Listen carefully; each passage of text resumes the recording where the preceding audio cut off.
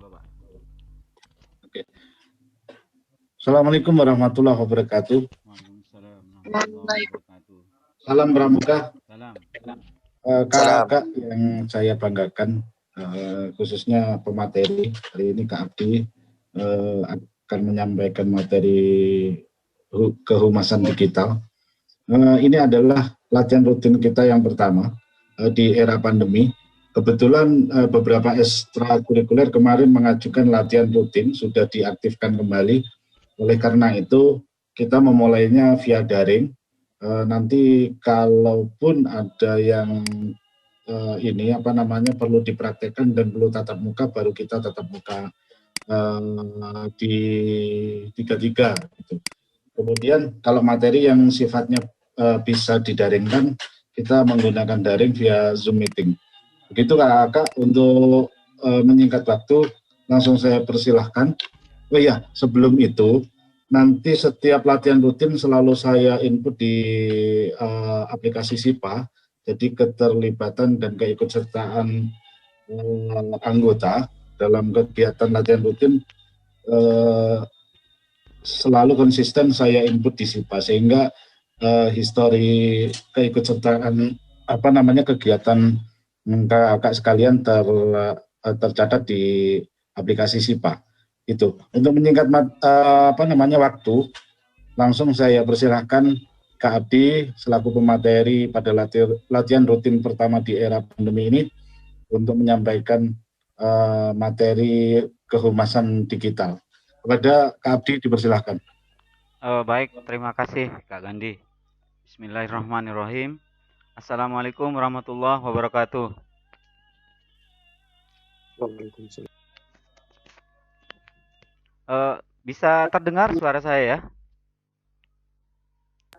Siap, bisa Kak, bisa Kak. Baik, terima kasih. Baik, sebelum kita mulai, alangkah lebih baiknya kita berdoa dulu. Mudah-mudahan kegiatan hari ini diberkati dan dirahmati oleh Allah Subhanahu wa taala. Berdoa dipersilahkan.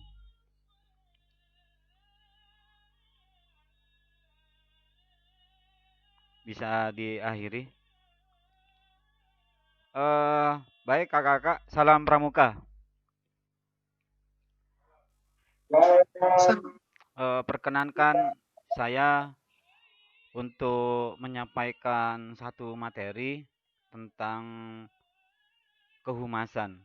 Jadi tentang hubungan masyarakat, kalau bahasa kerennya public relations. Jadi memang sudah eranya bergerak dari humas yang tadi hanya klasik sudah bergeser ke digital. Dan kebetulan ini juga jadi tugas saya dari kampus. Dari kampus saya lagi menimba ilmu sekarang di UNESA, Universitas Negeri Surabaya, dalam rangka kegiatan non mengajar di luar kelas. Jadi saya coba ambil materi, izinkan saya sharing dengan kakak-kakak sekalian. Jadi dalam perannya di abad 21 ini, Humas Digital sangat berperan dalam membuat perwajahan sebuah organisasi atau perusahaan. Tapi saya akan coba fokus untuk ke organisasi karena kita bergelut di organisasi Gerakan Pramuka. Sebelum kita ke materi, saya coba share dulu beberapa tayangan supaya kita punya satu sudut pandang yang sama. Nanti walaupun ada hal-hal yang berbeda, nanti bisa kita diskusikan bersama-sama.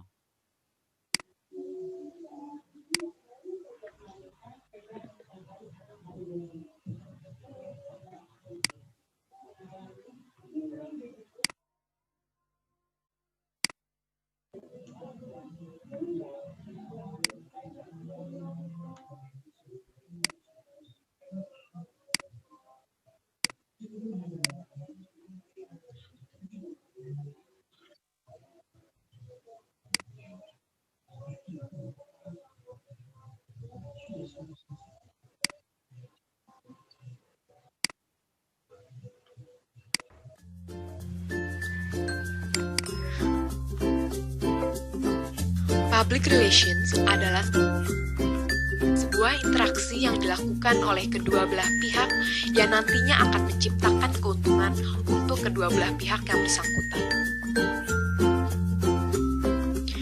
Tujuan dari public relation adalah untuk membangun hubungan komunikasi baik di dalam organisasi ataupun di luar organisasi. Setelah lulus dari public relation, kita bisa bekerja di broadcaster, jurnalis, announcer dan presenter, master of ceremony, public relation officer, event organizer, public relation advertising, dan marketing communication.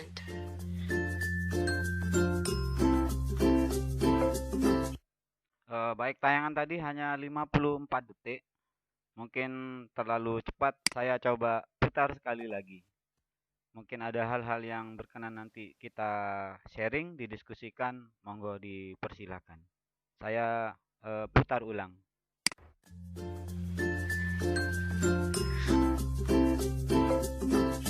Public relations adalah sebuah interaksi yang dilakukan oleh kedua belah pihak yang nantinya akan menciptakan keuntungan untuk kedua belah pihak yang bersangkutan.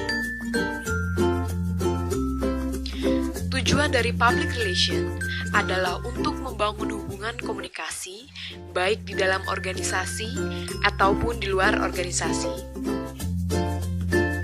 Setelah lulus dari public relation, kita bisa bekerja di broadcaster, jurnalis, announcer dan presenter, master of ceremony, public relation officer, event organizer, public relation advertising, dan marketing communication.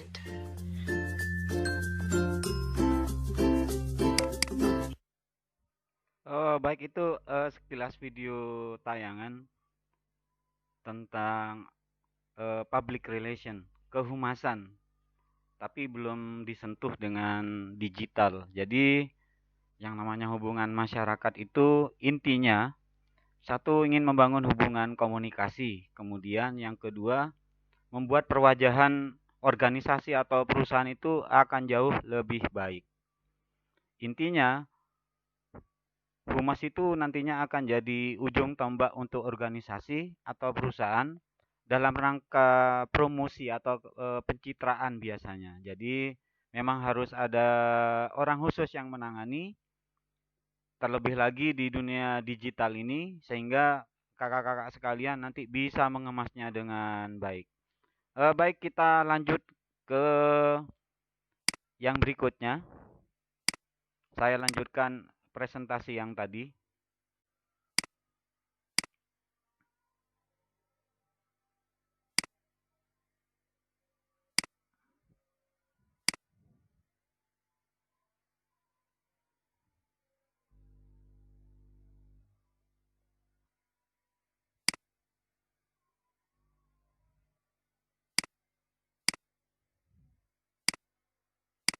Nah, setelah kita bersama-sama mengamati tayangan video sepintas tadi, kemudian untuk di ranah kehumasan digital, kalau bahasa kerennya tuh digital public relation, jadi bisa ditarik sebuah kesimpulan secara umum.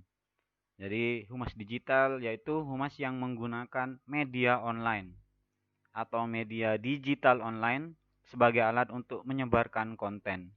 Nah, tentunya dengan media online ini satu, tingkat efektivitas itu jauh lebih cepat dibanding kita manual menyebarkan undangan melalui door to door dan lain sebagainya. Jadi sudah memang zamannya. Untuk itu organisasi ini dituntut jauh lebih cepat untuk menyesuaikan konten-konten apa saja nanti yang harus bisa dijadikan bahan sebagai perwajahan sebuah organisasi. Kemudian lanjut berikutnya, kalau tadi kesimpulan saya pribadi sepintas dari telaah referensi studi literatur dari internet. Nah, ini disampaikan menurut pakarnya, menurut ahlinya. Satu ada menurut Onggo, yang kedua menurut Doherty dan Galloway. Jadi menurut Onggo di sini yang dinamakan humas digital adalah inisiatif humas yang menggunakan media internet sebagai sarana publisitasnya. Jadi lebih ke arah ide sebetulnya humas itu. Jadi humas punya ide apa sih untuk mengembangkan perwajahan organisasi yang tentunya mau itu organisasi profit, mau itu organisasi non-profit, terlebih lagi di gerakan pramuka ini. Jadi aktivitas yang sudah dilaksanakan itu supaya publik tahu. Karena kita di dunia pendidikan berarti yang kita servis, yang kita layani itu poinnya ada dua sebetulnya. Siswa itu sendiri dan orang tua. Karena di organisasi itu kumpulan dari siswa-siswa yang tetap mengedepankan demokratisasi pendidikan tentunya dari siswa oleh siswa dan untuk siswa. Jadi anggota di dalam organisasi itulah yang bertanggung jawab atas humas digital ini. Menurut Onggo seperti itu. Mari kita lihat bagaimana menurut pakar yang satunya lagi menurut Doherty and Galloway. Jadi humas digital adalah program humas dengan menggunakan media digital atau online untuk berkomunikasi dengan publik.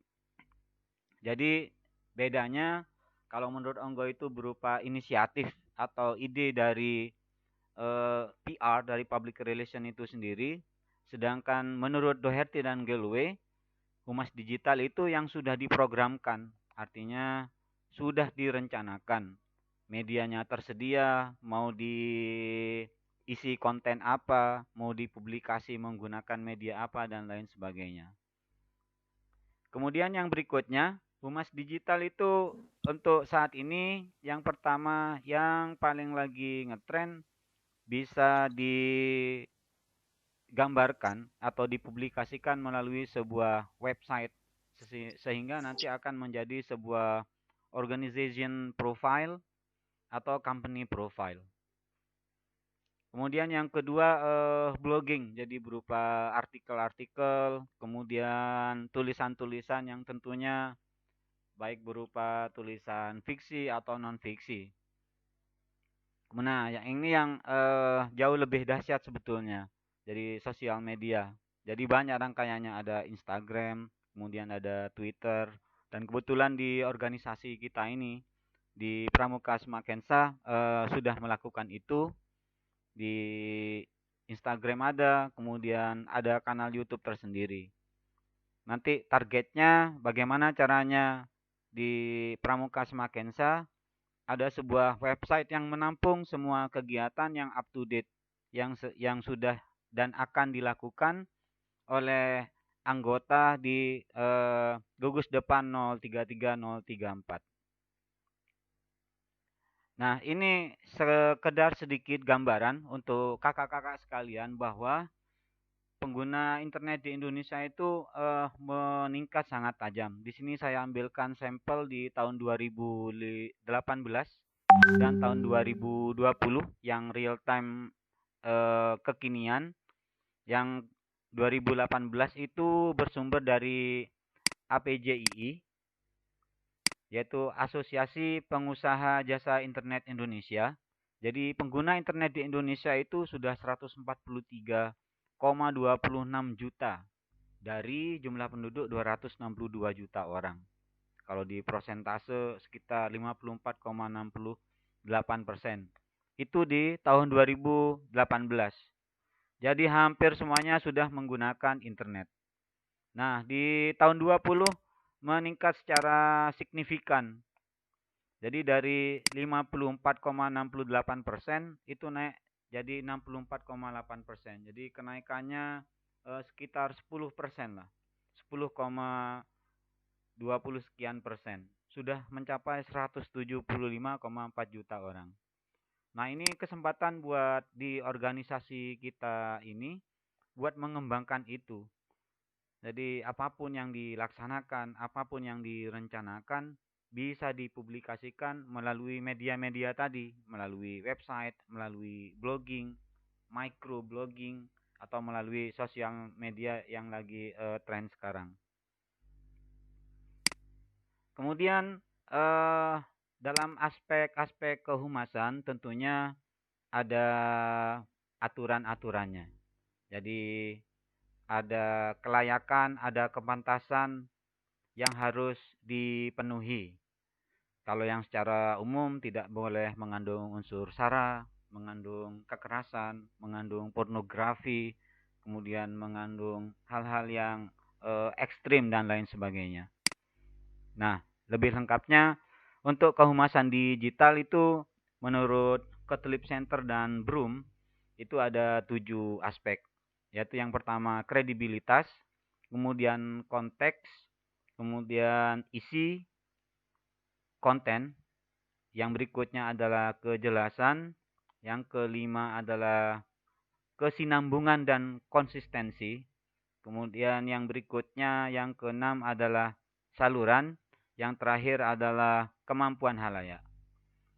Yang pertama kredibilitas. Jadi maksudnya artikel yang diangkat, kemudian gambar-gambar yang ditayangkan memang sudah layak. Artinya melalui proses editing yang begitu panjangnya. Tidak hanya sekedar begitu tulis langsung diangkat ke website misalkan, tidak. Jadi contoh nih, gerakan menanam pohon. Ternyata gambarnya yang ditampilkan gambar orang lagi ngelas baja atau ngelas besi. Jadi kan istilahnya misimajinasi bahasanya, dan itu tidak boleh terjadi. Jadi harus sesuai. Gerakan menanam pohon, ya fotonya orang menanam pohon kayak gitu. Jadi berhubungan. Kredibel, bisa dipertanggungjawabkan akhirnya apa yang diunggah. Yang kedua kontekstual. Artinya tidak keluar dari tema. Karena kita gerakan pramuka Semakensa tentunya. Jadi ya seputar tematik di kepramukaan tentunya. Yang lain bagaimana bisa masuk? Bisa masuk, boleh. Tapi selama itu masih ada hubungan. Ada hubungan dengan unsur kepramukaannya. Contoh mungkin kakak-kakak seperti kemarin mengadakan program RTLH mungkin dari Kuarda Jatim, Jota Joti. Walaupun kita tidak bertemu dengan orang di luar negeri sana, tapi konteksnya masih ada karena tetap di bawah naungan wordscout.org. Yang berikutnya adalah konten atau isi. Jadi yang diunggah ke website, ke blogging, ke sosial media, Instagram, Twitter, di YouTube tidak asal-asalan gitu. Jadi memang qualified. Makanya untuk itu kehumasan itu memang butuh ilmunya. Butuh ilmunya. Jadi caranya menulis yang baik bagaimana? Mungkin di sini tadi saya lihat ada Kak Pia yang memang dari sastra Indonesia. Mungkin Anda nanti bisa konsultasi kakak yang lain. Bagaimana sih caranya menulis artikel yang baik? Kemudian caranya mengutip yang baik bagaimana supaya terhindar dari plagiarisme. Kemudian cara unggah video di YouTube. Boleh tidak kalau kita pakai menggunakan background orang. Jadi background suaranya orang kita pakai. Itu bagaimana kira-kira efeknya dan lain sebagainya. Masih banyak aspeknya. Yang berikutnya adalah clarity, kejelasan. Jadi artikel yang diunggah, kemudian materi yang akan ditampilkan, dipublikasikan harus sejelas mungkin. Artinya tidak abu-abu. Maksudnya ada kejelasan. Dari mulai judul, kemudian isi, yang menuliskan siapa, tanggal berapa, bulan berapa. Kalau perlu hari mungkin juga dicantumkan. Karena itu nanti akan berhubungan dengan continuity and konsistensi. Jadi keberlangsungan organisasi melalui media digital dan konsistensi. Jadi setiap kali ada kegiatan sebisa mungkin diupdate kayak gitu. Makanya ada bagian humas, kemudian di bawahnya di subnya mungkin ada bagian dokumentasi yang memang bertugas untuk itu. Jadi mereka sebetulnya ujung tombak di media digital. Kalau humasnya tidak jalan, ya seperti kita tidak ada kegiatan. Walaupun kita melaksanakan, karena kita lupa tidak didokumentasikan, kemudian perwajahannya dibiarkan begitu saja, sampai tahun depan misalkan. Seperti kita tidak melakukan kegiatan akhirnya. Contoh seperti sekarang ini mungkin. Yang bagian humas sudah siap-siap mau recording. Nanti diunggah di YouTube, ada beberapa screenshot gambar diambil, ditaruh di website. Kan yang sedang lagi dilombakan nih di Kuarda. Saya lihat kok ratingnya, alhamdulillah kita masih di atas nih. Mudah-mudahan seterusnya nanti sampai Desember website Pramuka Semakensa ini tetap di atas. Ya paling tidak bisa nomor 1. Harapannya saya sih jadi yang terbaik sih di Jawa Timur. Kemudian yang berikutnya mempunyai saluran yang jelas. Jadi maksudnya sebisa mungkin menghindari kanal-kanal yang memang kontennya mengarah ke hal-hal yang tidak diinginkan. Seperti itu. Jadi karena kanal kita adalah kanal edukasi, ya sudah kita kanalnya di kanal edukasi.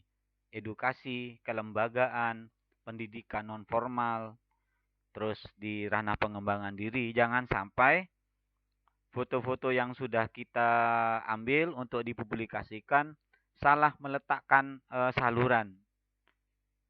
Contoh misalkan di website itu ada yang semacam Facebook namanya vk.com dan itu bikinan Rusia. Insya Allah kalau tidak keliru. Jadi kalau di sana atau di Tumblr itu mayoritas kebanyakan karena aturannya pun juga beda dengan kita. Jadi VK itu banyak lebih mengarah ke konten modeling, ke konten sexuality dan lain sebagainya. Ya, jadi jangan sampai salah saluran semacam itu. Kayak gitu. Itu maksudnya dari channel. Jadi punya channel yang jelas sehingga semua orang bisa mengakses. Kemudian ini kan untuk saluran ini mutakanal juga berhubungan dengan kemampuan halayak. Jadi kemampuan halayak maksudnya ini layak sih tidak kalau kita peruntukkan materi ini untuk anak usia di bawah 10 tahun misalkan. Makanya di kanal YouTube itu pasti ada pilihannya. For kids or not kayak gitu. Jadi yang dimaksud yang di bawah usia 10 tahun, di bawah usia 12 tahun, kira-kira ada konten unsur itu tidak? Nah, dari aspek-aspek ini, karena negara kita juga punya undang-undang tentang masalah internet dan transaksi elektronik. Jadi, tuntutannya semakin lebih ke yang bidang humas. Tidak hanya bisa menulis, tidak hanya bisa mengelola website, tapi tahu regulasi dan konstitusinya. Jadi tahu aturan mainnya. Kalau di online itu harus bagaimana terhindar dari plagiarisme, terhindar dari unsur kekerasan kata-katanya yang memancing sekelompok orang atau sekelompok pihak dan lain sebagainya. Intinya harus mengedukasi dan harus positif lah tentunya. Harus sangat dihindari.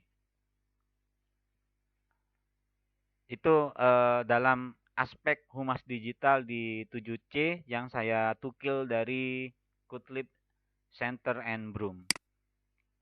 Kemudian manfaatnya jelas dapat menjangkau publik lebih luas dengan tingkat kecepatan data yang sudah per miliskon kalau sekarang mungkin saya bisa katakan. Sekarang kita publish bisa 1 jam mungkin 1000, 2000 atau bahkan mungkin 1 juta. Kalau viewer, masalah viewer atau dia yang mengakses berapa. Yang kedua, mengelola aliran informasi. Ini tugas pokok dari humas akhirnya. Jadi semua informasi yang sudah kita kumpulkan dari kakak-kakak melaksanakan kegiatan itu backupnya ada di online. Nah, itu yang kita kelola dengan baik. Dari tahun berapa kita bikin website nih? Dari tahun 2019, yaitu kita kumpulkan baik-baik kayak gitu. Dan itu akan jadi perwajahan organisasi yang jauh lebih baik, menunjukkan bahwa organisasi ini masih eksis. Gugus Depan 033, 034 di Ponorogo dan Cut Nyak Dien itu masih betul-betul ada untuk mereka yang di luar jangkauan kita. Kayak di Sulawesi misalkan, kayak di Kalimantan. Kayak kemarin kita jota-joti, mereka akui kalau kita itu ada yang di luar negeri. Apa yang berbicara? Digital, media online. Dibuktikan dengan apa kita ada. Kita ikut Jambore on the air-nya, kita ikut Jambore on the internet-nya. Karena kita dapat GID, berarti kita diakui. Di bawah naungan Gerakan Pramuka tentunya.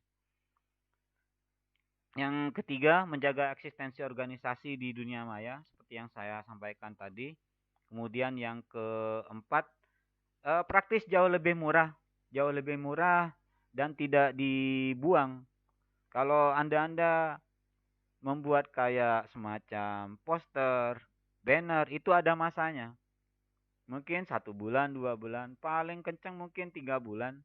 Setelah itu termakan oleh cuaca, kena angin, kena hujan, kena panas, pudar, akhirnya diturunkan. Selesai. Ntar bikin lagi, begitu lagi. Dan mahal. Kalau ini kita sekali bikin menggunakan hal-hal yang semuanya serba open source, tinggal melanggar license, itu jauh lebih bermanfaat dan jauh lebih murah. Seperti itu. Kakak-kakak bisa bayangin kalau setiap acara bikin banner. Setiap acara bikin banner. Setelah selesai acara, pasti ditaruh pada tempatnya. Nggak tahu tempatnya di mana. Nah, kayak gitu. Makanya humas digital sangat besar peranannya. Kemudian yang terakhir, dapat membangun relasi yang lebih erat dengan publik. Itu pasti. Mungkin ada yang komentar di website kita. Mungkin ada yang berkirim email melalui website kita. Atau nanti kita bangun yang lebih interaktif lagi, auto live chat mungkin. Jadi 24 jam website kita itu bisa online lah. Kedepannya mungkin akan seperti itu. Nah, ini sumber referensi dari yang saya coba presentasikan ke kakak-kakak sekalian. Yang saya coba ambil. Mungkin kakak sekalian sampai di sini ada yang perlu kita diskusikan, dipersilakan. Seputar tentang kehumasan digital. Monggo dipersilakan kakak-kakak.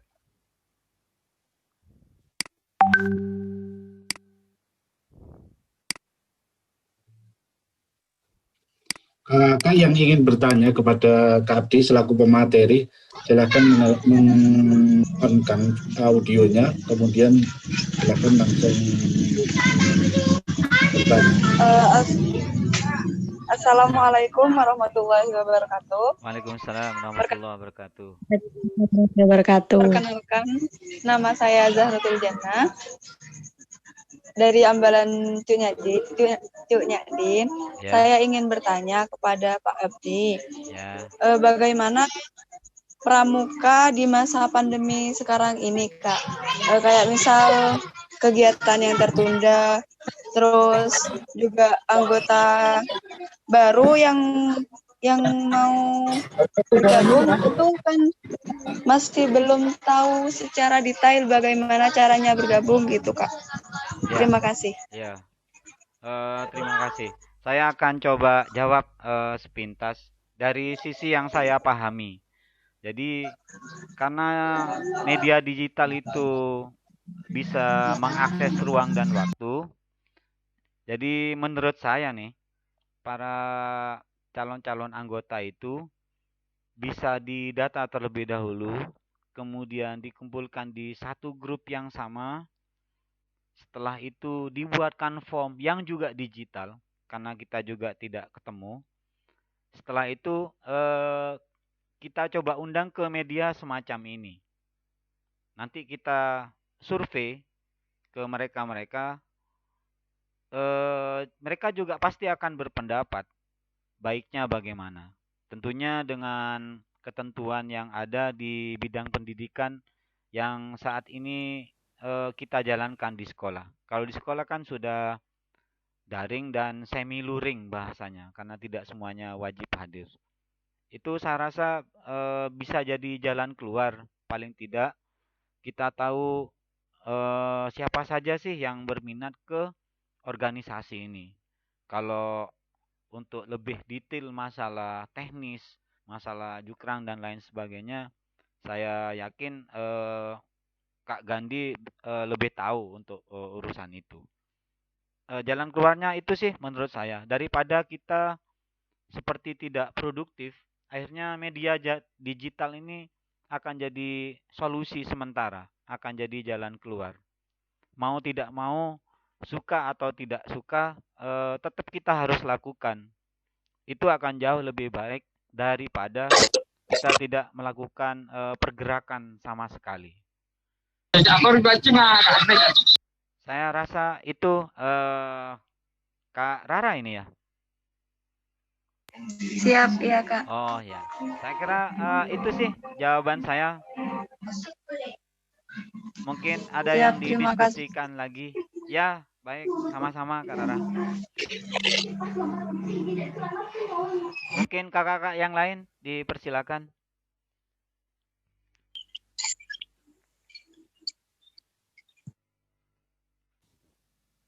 Permisi Kak, mau tanya. Ya, siap. Assalamualaikum warahmatullahi wabarakatuh. Waalaikumsalam warahmatullahi wabarakatuh. Saya Rizky Arya, mau bertanya. Ini Kak, kan kita masih dalam pandemi COVID-19 ya Kak. Betul. Terus bagaimana sih Kak menjaga eksistensi organisasi kita di dunia maya? Selama ini kan organisasi pramuka sudah menjalankan yang kayak YouTube gitu Kak. Selain Ya. YouTube apa sih Kak referensi lain? Terima kasih Kak. Ya, sama-sama. Selain YouTube, Kemdikbud dan bekerja sama dengan Kemkominfo dan provider terbesar di Indonesia itu sudah bekerja sama. Jadi bisa menggunakan Zoom seperti kita sekarang. Yang kedua bisa menggunakan Google Meet. Jadi yang saya tahu ada kartu perdana khusus di era pandemi, kartu perdana edukasi. Dan untuk membeli kuotanya pun yang 10 GB untuk kuota belajar itu sangat murah menurut saya. Hanya Rp10. Boleh nanti diakses di provider di Telkomsel, itu ada. Nah, ini jadi jalan keluar akhirnya melalui media daring semacam ini. Itu minimal kita pertama tahu karakteristik awal. Tahu karakteristik awal calon anggota misalkan, atau kita tetap bisa berkomunikasi, terus bisa berhubungan dengan rekan-rekan kita yang di dalam organisasi. Tentunya harus dikemas dengan baik, seperti sekarang dipandu oleh Kak Gandhi selaku moderator. Kemudian ada kakak-kakak sekalian yang juga bergabung kayak gitu. Ya di sela-sela waktu luang lah di rumah itu bisa dilakukan. Memang yang jadi kendala terbesar untuk di daring itu satu, koneksi internet. Koneksi internet dipengaruhi oleh signal tentunya. Kalau kuota saya rasa sudah ada solusinya. Ada jalan keluarnya. Dan itu Rp10 kan 10 GB kan lumayan tuh. Lumayan murah maksud saya. Apa harus digratiskan? Kan tidak juga ngono. Saya rasa itu Kak Rizky yang bisa saya sharingkan ke Kak Rizky. Terima kasih pertanyaannya. Siap Kak, sama-sama. Mungkin kakak yang lain dipersilahkan.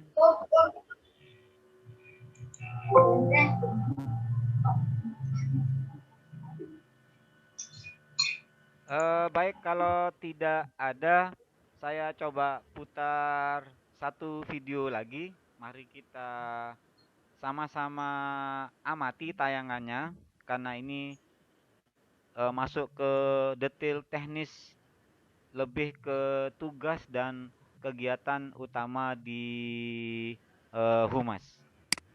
Nanti setelah itu, nanti baru kita bisa berdiskusi kembali.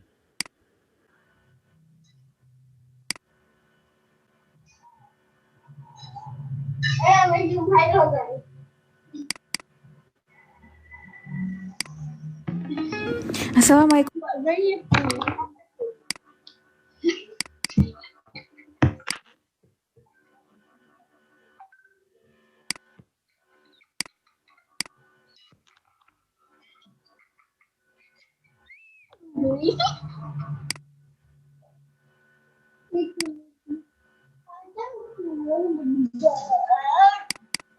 Nanya punya kok jajan kembali.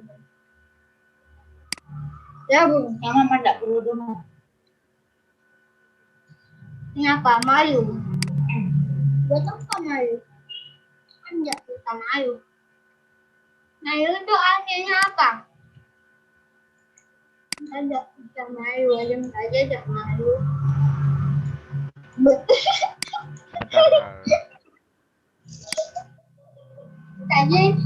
Kaget dia aja. Raja tak kira apa. Oh, halo. Undul.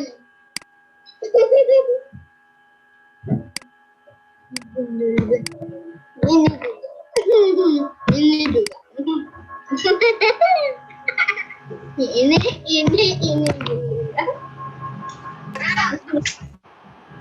Sudah tampak yang saya sharingkan.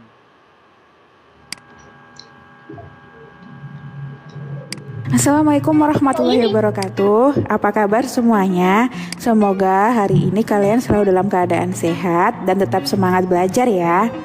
Untuk pertemuan Humas kali ini, kita akan membahas materi tugas dan kegiatan Humas.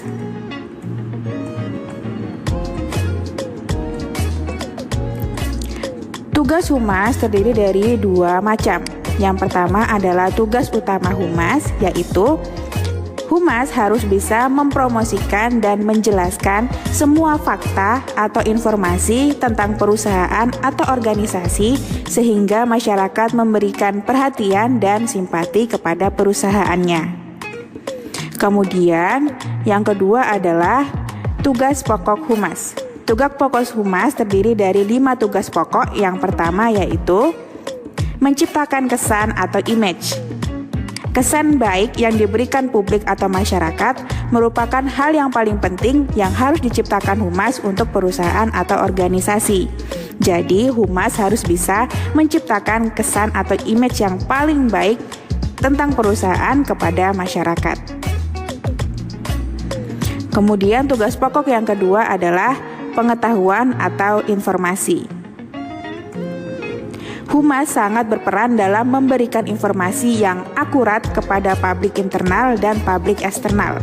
Publik internal adalah orang-orang atau pihak yang berada di dalam lingkungan perusahaan.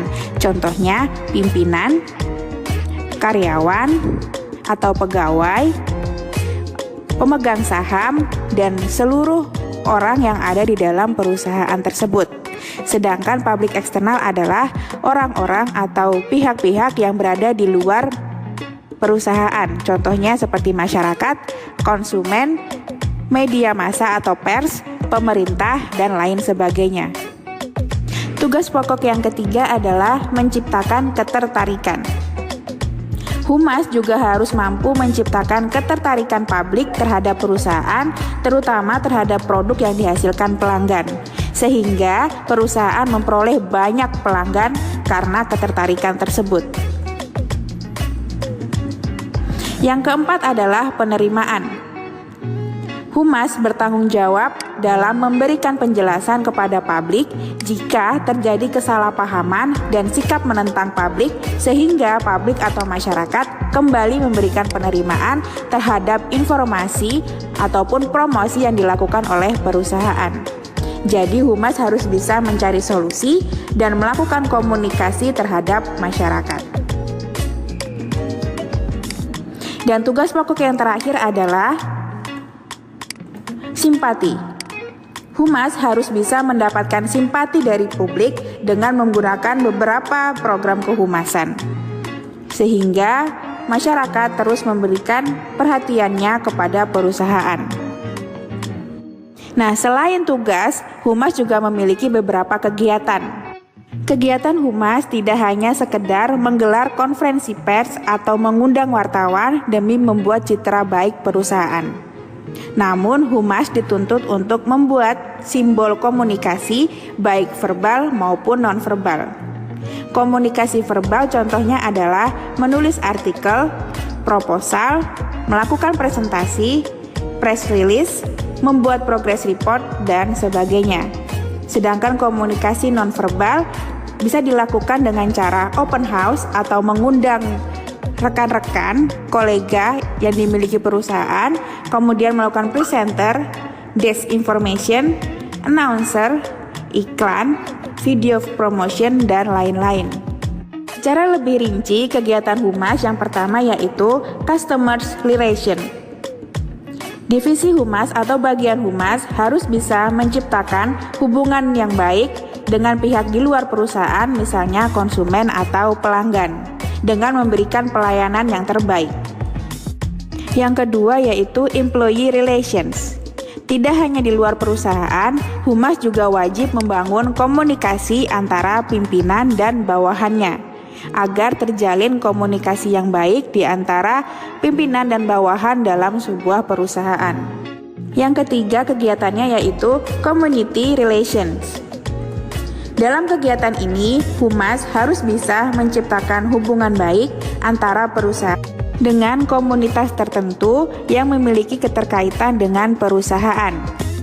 Contoh hubungan antara perusahaan dan komunitas adalah hubungan antara perusahaan Jarum dengan komunitas atlet bulu tangkis, di mana perusahaan Jarum menyediakan wadah atau fasilitas untuk atlet-atlet bulu tangkis ketika bertanding. Kegiatan selanjutnya adalah government relations. Kegiatan humas lainnya yaitu menciptakan hubungan baik antara perusahaan dan pemerintah. Contoh hubungannya adalah ketika perusahaan ingin membangun sebuah bangunan baru, maka perusahaan butuh perizinan dari pemerintah terlebih dahulu. Kegiatan yang terakhir adalah media relations. Untuk menyebarkan informasi dan citra baik perusahaan, humas harus mampu menjalin kerjasama dengan media, baik itu media massa maupun media sosial. Nah, itu tadi materi untuk hari ini. Sekarang saya akan memberikan tugas kepada kalian. Tugasnya adalah jelaskan dengan baik kakak-kakak, itu seputar tugas dan kegiatan utama dari humas. Mungkin ada dari kakak-kakak yang mau memberikan pendapat, mungkin dipersilakan. Kita saling sharing. Monggo dipersilakan.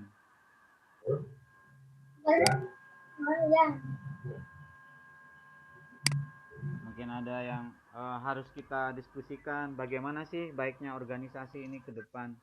Kalau bergambar dari video yang barusan saya putarkan, jadi kakak-kakak bisa langsung rubah kata perusahaan itu menjadi sebuah organisasi. Jadi poinnya, satu untuk perwajahan organisasi, kemudian untuk hubungan baik dengan di internal organisasi dan di luar organisasi. Jadi intinya, jika humasnya berjalan dengan baik, maka komunikasi di dalam organisasi itu juga akan berjalan dengan baik. Customer itu customer relations tadi disebutkan. Jadi itu bisa dirubah karena kita di dunia pendidikan, di lembaga pendidikan, di sekolah. Jadi yang main customer, pelanggan utamanya itu adalah siswa, yang kedua itu adalah orang tua. Nah, bagaimana caranya nanti kakak-kakak ini mengemas organisasi ini melalui kehumasan digital, digital public relation ini, siswa dan orang tua yang lain, satu, betul-betul mendapatkan informasi yang utuh tentang organisasi yang kakak-kakak sedang geluti sekarang. Yang kedua, bisa mempublikasikan dengan baik, bisa memberikan citra baik bahwa organisasi kita ini betul-betul ada dan masih eksis walaupun di masa pandemi COVID-19 ini. Kayak gitu. Itu sih garis besar barusan dari video itu. Jadi tidak semudah yang dibayangkan bahwa humas itu hanya ngirim proposal, kirim surat, bikin banner. Enggak, tidak begitu. Tapi jauh lebih kompleks tuntutannya. Jadi memang butuh orang-orang yang punya tingkat kompleksitas dengan daya pikir lumayan tinggi untuk mengurus di kehumasan ini. Terlebih lagi di kehumasan digital. Itu sih kesimpulannya dari video menurut yang saya amati. Bagaimana menurut kakak-kakak sekalian? Dipersilakan, mungkin kakak ada yang kita diskusikan.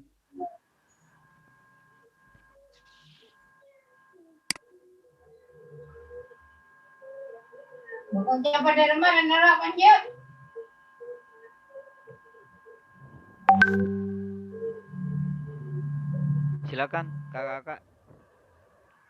Mungkin ada hal-hal yang butuh kita diskusikan, atau mungkin ada kakak-kakak yang membidangi di bidang humas atau bidang lain yang berhubungan, semuanya berhubungan dengan humas. Entah itu dari pengurus inti, bidang-bidang yang lain. Itu ending-endingnya kalau untuk publikasi pasti berhubungan dengan humas tentunya. Dipersilakan.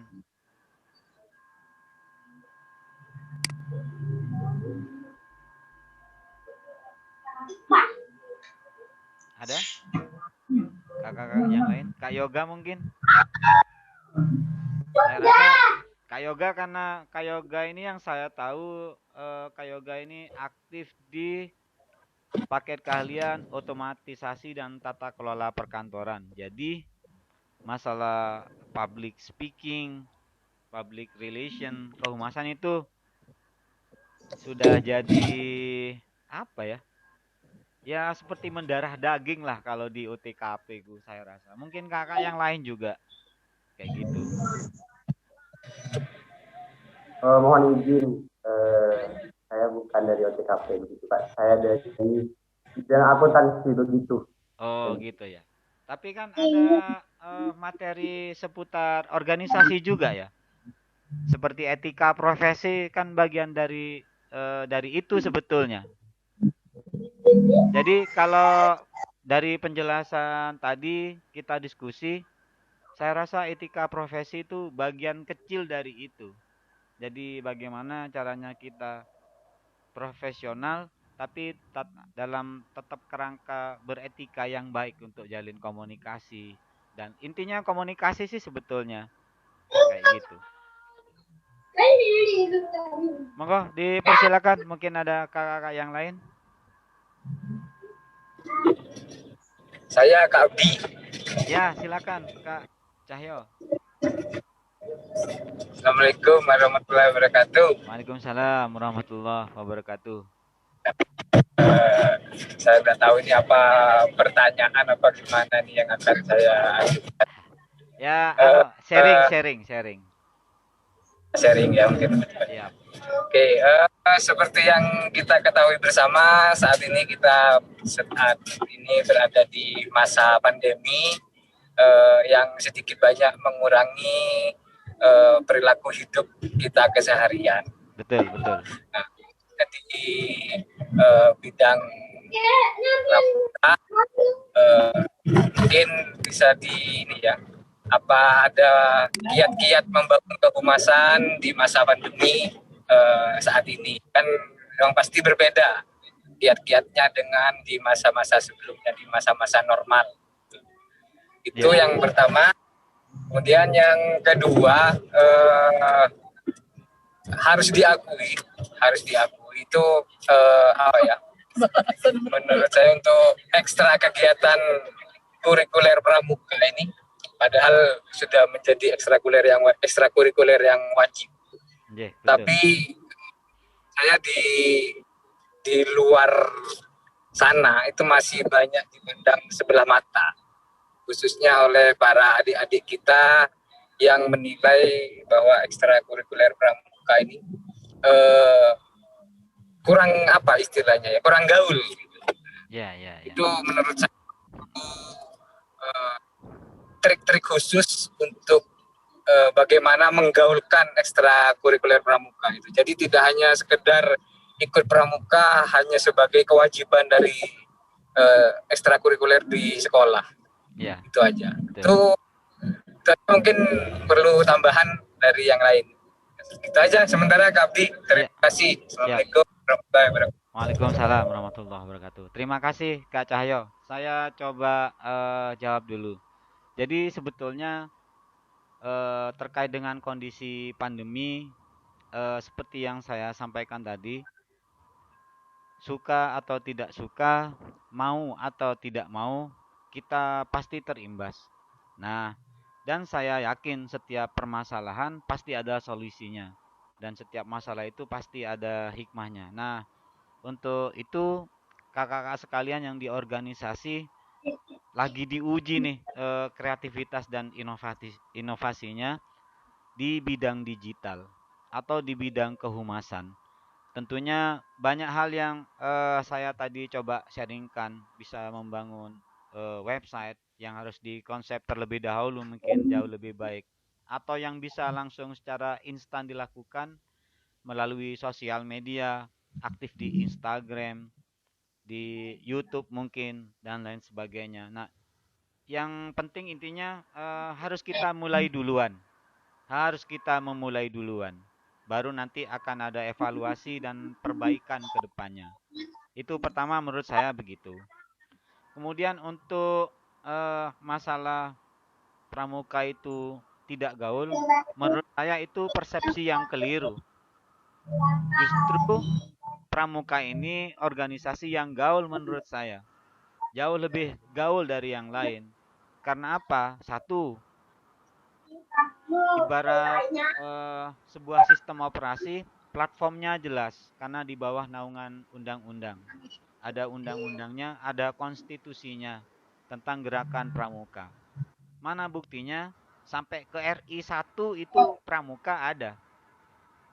Nah, di situ menangnya menurut saya pramuka. Dan sudah lengkap strukturnya, kemudian teknis pelaksanaannya. Hanya mungkin untuk sementara ini ada beberapa dari adik-adik kita atau teman-teman kita sejawat menganggap masih bahwa pramuka kok begitu-begitu saja sih, tidak ada perkembangan yang signifikan. Saya rasa itu kembali ke internal organisasi masing-masing sih untuk cara pengemasnya.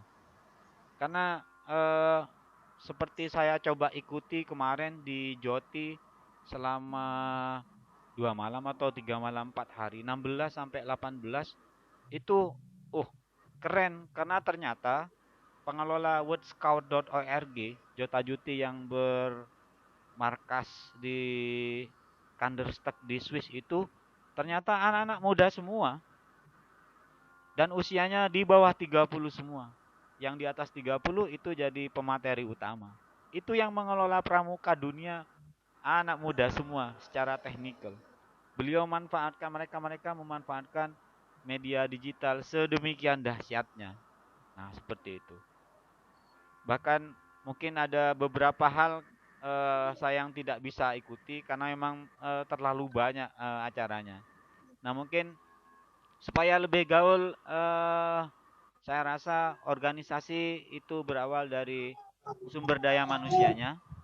Berarti sumber daya manusianya dulu yang harus dirubah mindsetnya, dirubah pola pikirnya, yang itu saya yakin akan jadi habit akan jadi kebiasaan, mungkin nanti akan jadi kultur yang jauh lebih baik, sehingga harapannya organisasi ini bisa gaul abis lah, bahasanya kayak gitu, bisa ngetren. Mereka yang tidak bilang ngetren karena ya belum tahu aja sih. Kalau mereka masuk, semuanya ada di Pramuka. Dan saya baru tahu setelah berkumpul dengan rekan-rekan ini. Ternyata tingkat kompleksitasnya jauh lebih tinggi. Dan sandaran hukumnya jelas. Nah, itu sih saya sharing jawaban saya ke Kak Cahyo. Mungkin kakak-kakak yang lain mau memberikan sharing pendapatnya, dipersilakan.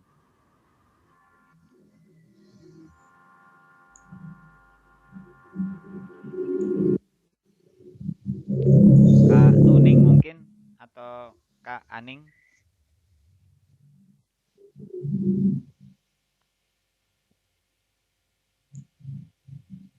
Assalamualaikum warahmatullahi wabarakatuh. Waalaikumsalam warahmatullahi wabarakatuh. Izin saya. Siap. Begini Kak, kita sebagai pekerja, apalagi khususnya untuk humasnya Pramuka Senarensa, begini, kami sebagai pekerja sebenarnya kita harus berinovasi, berkreativitas, itu humas di masa pandemi ini. Namun tidak semua dari kita itu bisa, maka dari itu mungkin kita bisa Bina atau Pak Abdi langsung memberikan langkah awal kita bagaimana membangun humas untuk di masa yang akan datang. Itu bagaimana tadi? Baik, menurut saya diambilkan dari hal yang paling sederhana. Karena organisasi itu satu tidak lepas dari program kerja tentunya. Dan ada struktur organisasi dan ada bidang-bidangnya. Nah, kita mulai dari yang paling kecil tuh. Nah, humas ini, organisasi ini punya rencana apa? Kira-kira bisa tidak didigitalkan acaranya? Nah, itu tentunya harus dirembuk dengan pihak humas tentunya. Mau didigitalkan melalui apa nih? Mau melalui website kah? Atau melalui daring semacam ini menggunakan Zoom? Memang agak rumit bergeraknya, tapi harus dilakukan. Harus dilakukan. Dan insya Allah pelan-pelan akan tergerak semuanya.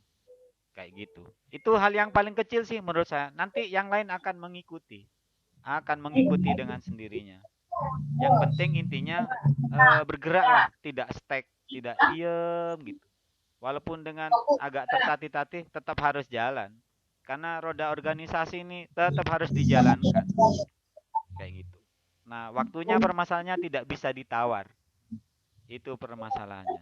Apa yang kira-kira bisa dilakukan? Ya seperti tadi, untuk anggota baru gimana nih caranya? Di calling via private, mungkin nanti dibikinin grup, atau yang sudah resmi langsung dikumpulin. Nanti disebarin lagi lalu informasi, akses macam-macam, dikumpulin, diputarkan video profile yang dan lain sebagainya. Itu bisa. Saya rasa bisa itu. Tinggal terakhir kan finishing aja sebetulnya. Nah, karena memang ada beberapa hal yang tidak bisa dilakukan di kondisi daring. Ada beberapa hal yang harus disentuh dengan luring. Biasanya terkait dengan materi-materi yang berbau aplikatif atau praktek lah. Kayak gitu. Membangun tenda sendiri-sendiri di rumah kan tidak mungkin. Tidak semuanya punya tenda. Kalau tali temali mungkin masih bisa masih bisa ditunjukkan, divideokan hasilnya lain sebagainya. Saya rasa itu sih Kak Yoga. Dan saya optimis sih kalau kita melakukan sesuatu yang dari hal yang paling kecil tapi dilakukannya dengan tulus dan ikhlas, itu akan jadi besar efeknya nanti. Saya gitu sih.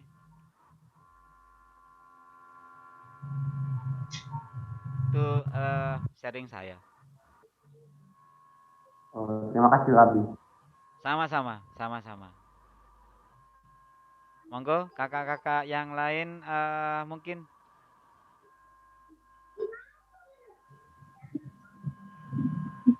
Atau ini sudah 60 menit kurang. Sudah 1 jam ternyata kita ini. Tidak terasa. Keren ini berarti ini. Ini Zoom 1 jam ini, tidak terasa ini 1 jam. Ini saya coba lihat yang chatting dulu.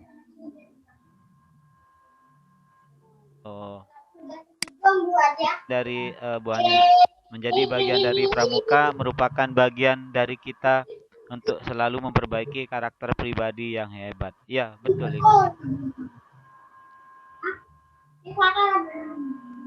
Kemudian saya kalau diperkenankan, saya mau menyapa.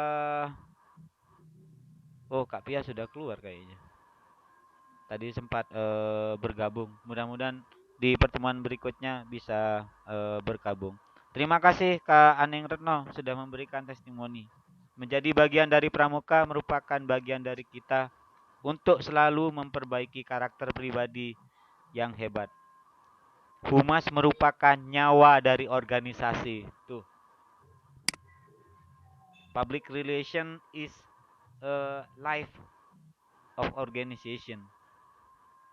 Jadi kalau tidak ada humasnya, seperti organisasi tidak bernyawa, kayak begitu, tidak ada nyawanya. Terima kasih Kak Aning sudah memberikan testimoni dan quote of the day yang baik.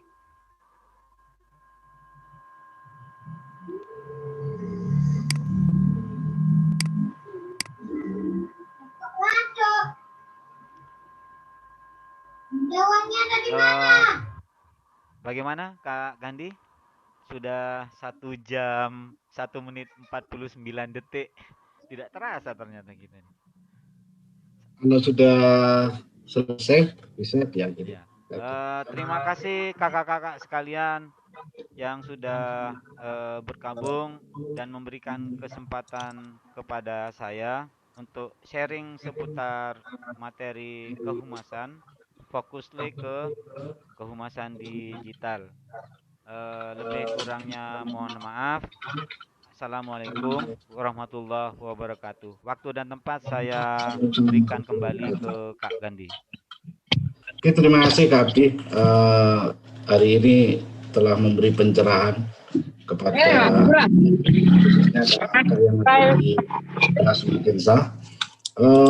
Kakak, apa namanya, humas itu kalau di GRAS namanya Infokom, si bidang Infokom, si bidang informasi dan komunikasi. Dulu ada namanya si bidang penerbitan ya, terus kemudian pada Mustegak dirubah si bidang informasi dan komunikasi. Itu adalah nama lain humas. Kalau di GRAS Makensa namanya Infokom. Betul yang disampaikan Kak Abdi tadi bahwa Infokom itu tugasnya bukan mengantar surat saja, makanya Infokom GRAS Makensa itu adalah kakak-kakak yang mengendalikan semua informasi yang ada di GRAS Makensa, baik secara langsung maupun menjadi pengendali media sosial, baik yang di Instagram, di YouTube, kemudian di Facebook dan lainnya. Itu. Nah, ini Infokom memang target tahun ini yang paling utama karena Kuarda daerah Jawa Timur lagi getol-getolnya dengan YouTube maupun web gitu. Karena dengan media itu kita bisa menunjukkan kepada dunia bahwa kita eksis. Begitu. Itu Infokom. Dan tidak menutup kemungkinan bidang-bidang yang lain membuat konten tentang bidangnya, kemudian disampaikan kepada Infokom untuk di-share, sehingga yang di luar sana tahu apa saja kegiatan bidang-bidang kakak. Itu. Terus kemudian tadi ada pertanyaan dari Kak Rara tentang pramuka ini di era pandemi selanjutnya gimana. Nah, makanya kemarin itu terinspirasi karena KML itu para kakak pembina, ada Kak Aning, ada Kak Animaya, ada Kak Nuning, ada Kak Nanang Dani, itu menjalankan atau melaksanakan sampai selesai KML itu lancar. Nah, dari itu saya terinspirasi nggak apa-apa sebenarnya kita perekrutan, gitu. Perekrutan selama tetap menjalankan protokol. Gitu. Nah, untuk rekrutmen anggota baru kita akan melakukan sosialisasi full melalui daring, entah itu nanti melalui media sosial yang dimiliki oleh Grasma Gensa. Yang penting pokoknya siswa baru itu semua kenal apa itu Grasma Gensa dan kegiatannya apa, sehingga mereka tertarik. Kemudian untuk pendaftaran nanti Kerani bisa memfasilitasi menggunakan Google Form. Sedangkan untuk gladi tangguh bisa kita fasilitasi dengan cara daring. Materi-materi kita sampaikan secara daring. Sedangkan untuk praktik nanti kita bisa diaturlah untuk tatap muka. Kita lihat jumlahnya berapa, baru kita putuskan gladi tangguhnya yang tatap muka itu. Saya pikir itu kakak luar biasa untuk latihan rutin pada kegiatan yang pertama di era pandemi ini.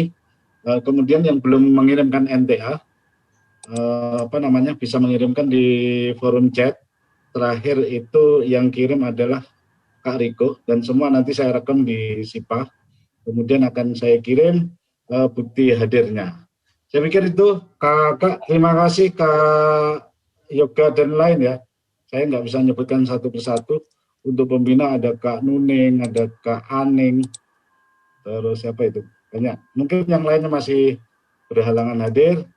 Kak Dwi Tirto Cahyo, itu kayaknya lagi di Jember luar biasa sekalipun lagi di outdoor tetap mengikuti daring. Ini luar biasanya kalau kita latihan rutin via daring. Kita bisa gabung dimanapun berada. Saya pikir itu ya Kak Abdi. Cukup. Oke. Terima kasih Kakak. Mohon untuk video diaktifkan semua. Saya mau screenshot karena pesannya Kak Juniawan, Wakil Kesiswaan, semua kegiatan untuk didokumentasikan. Betul. Kak Nuning, Kak Muhammad Akil, Kak Rara, Kak Faiz, Kak Adit, mohon untuk di-on-kan kameranya untuk saya screenshot.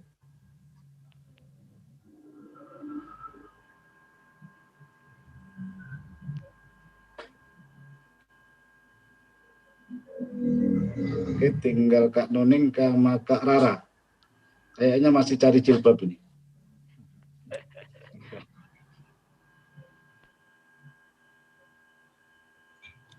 Kak Umi belum mengaktifkan videonya.